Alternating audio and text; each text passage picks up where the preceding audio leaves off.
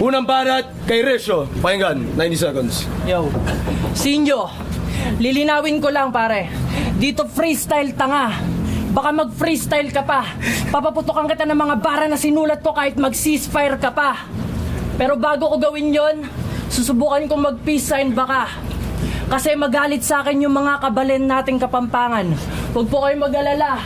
Di ako marunong lumapastangan, di ko po kayo idadamay sa laban. Bibigyan ko lang ng payong kapatid to para mas lalong mabatid mo na parang baril na nakatutok sa itong bunganga ko. Talagang tatamaan ka bawat kalabit ko. Pero di bali na yon. Ayoko na magpakalalim kasi baka di mo na magets. Huwag mo kong babanata ng mga banat mong pambata para di ka na bagets. Di ka makakatingin sa akin kahit konting bait. Ang ina mo, mamatay ka na sana, mukha kang may pesteng sakit. Hoy, sinyong sinto-sinto. Mukha kang tagatinda ng pekeng ginto. Yung freestyle mo pahinto-hinto, tapang-tapangan ka, mas lalaki pa sa'yo yung nagkoro sa biglang liko.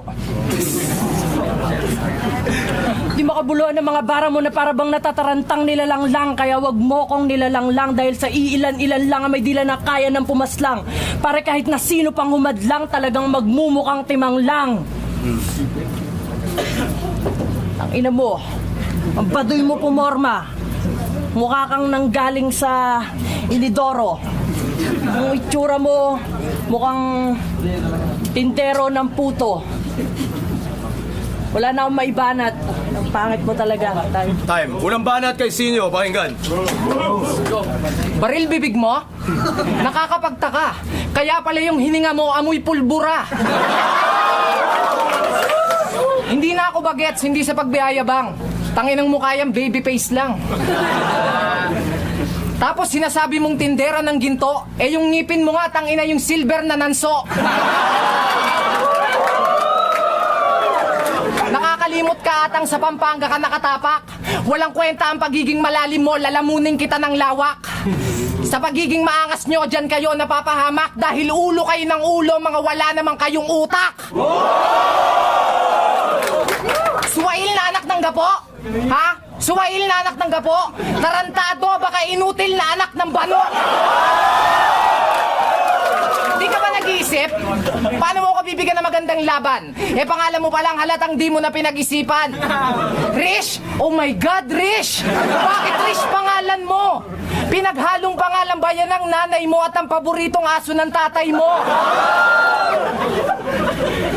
Pare, sasabihin ko na ngayon, kung merong mang magaling sa inyo, tang ina mo si Japorms yun! Kasi kahit saan pa natin tignan, wala kayong nilamang. Nasobrahan lang kayo sa inyong pagmamayabang.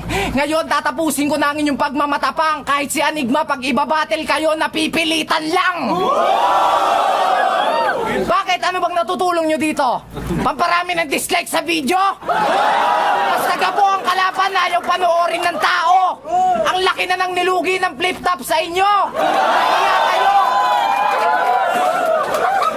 Kaya ngayon, hindi mo na masusubukang tumango. Enigma, cut na po.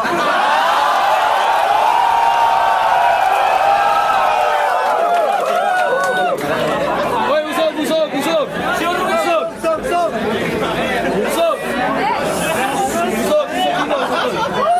Matol, usog dito. Game! Pangalawang banat, Resh. Pakinggan, oh. Hoy, Bobo! Bobo ka! Hindi. Bobo si Sinyo, ang grado ay 5. Puro bola lumalabas sa bunganga mo para kang announcer ng bingo. Huwag mo akong dadaanin sa estilo mong eksorsismo pag papahingayin kita ngayon. Masamang spirito rest day mo. Araw ng linggo. Yung mga bara mo mabababaw parang pool na pambata. Kung sinasabi mong mas magaling ka sa akin, nauulol ka na yata. Alam niyo ba tong si Sinyo merong cool na panata pag may dumaan daw na maganda sa harap ng bahay nila? Magjajakul sa bintana.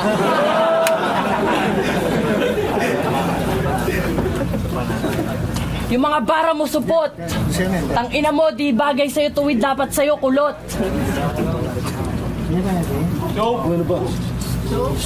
Alam mo ba? Gusto ko sanang magseryoso pero di ko magawa. Di ako yung taong nervyoso, wag mo kong daanin sa banta. Sana sa mga sasabihin ko matuto kang magtanda. Di ko birthday ngayon kaya sa battle natin talagang di ako naghanda. Ikaw yung tipong bobo talaga. Pisong halaga. Wala kang kwenta. Tang ina mo, nagputi ka pa.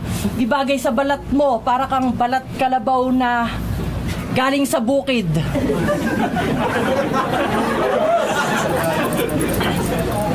Malayo pa linakbay ko para patunayan ko na mga bara ko pwedeng pandayo.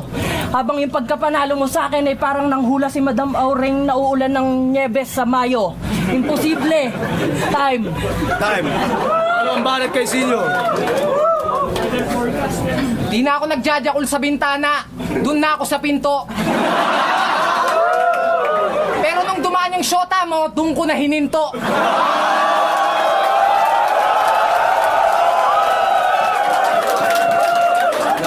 Anong pinagsasabi mong D5? Baka gusto mong paupuin kita sa Pakong D4. Madali lang sabihin ang real talk kahit di naman totoo. Kaya gagawin ko na lang din yung ginagawa ninyo. Real talk. Hinayaan ko lang talagang talunin ng Team SS si Abra at si Looney. At hinayaan ko lang din talagang talunin ng Team LA si Tipsy at 3D. Para di na ako mahirapan at si Smaglas na makaharap. Pero bakit ganito ang katapat? Hindi pa nga ata to marunong magsulat. Sa susunod na enigma, hindi na ako babattle pag ang kalabang ko hindi sikat.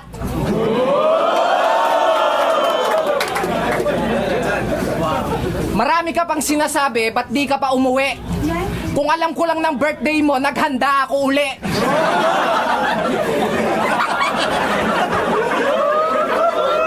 Alam mo ba pagitan natin? Sasabihin ko na ngayon, enigma para mong pinapaawat kay Chef Borlo ang nagwawalang si Megatron. Parang Barney versus Godzilla.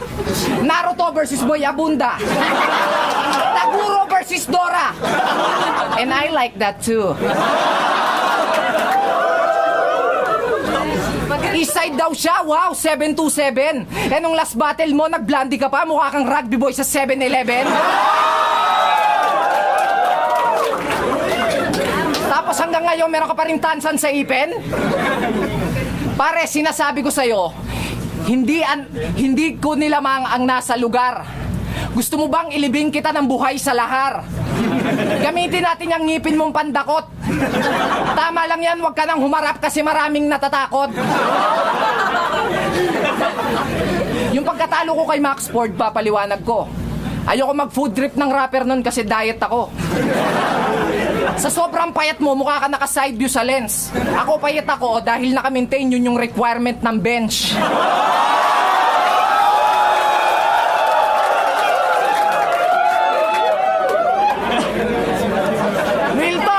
Real talk. Oy, silang! Pare, real talk. Ako ang tunay na gym instructor ni Target. Nakikita mo naman siguro yung ebidensya, wag mo nang itanong kung bakit. Hoy payat, gusto mong palaklakin kita ng Amino 14,000? Gusto mo sa akin kung mukha mo parang 100 Island? Time.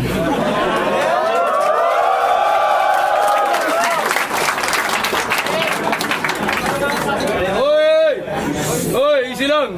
Walang banat kay Resyo. Ang mga bara ko ay para kang binarang, para kang naglalakad sa kanto at hinarang ng 5 sigang maton at may itak na darang-darang. Nginigyan tuhod mo parang sumayaw ng dayang-dayang. Yung mga banat mo, talagang halatang bola. Bagay sa'yo sa siniskwela. Alam kong bobo ka, aminin mo na. Sabi sa'yo yan ng tatay mo at nanay mo, kung gusto mo mag-amino ako, mag-amino ka muna.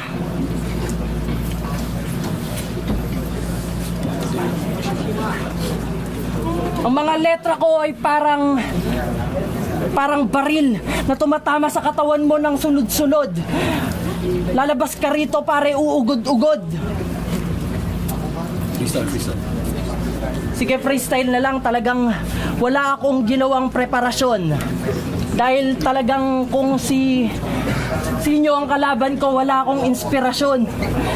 Tangina mukha mo. Mukha kang galing sa bundok ng Mayon, sa bulkan ng Mayon. Tapos ka sa akin parang syota mo, bibiyakin ko. Ang pagkatalo mo talagang titiyakin ko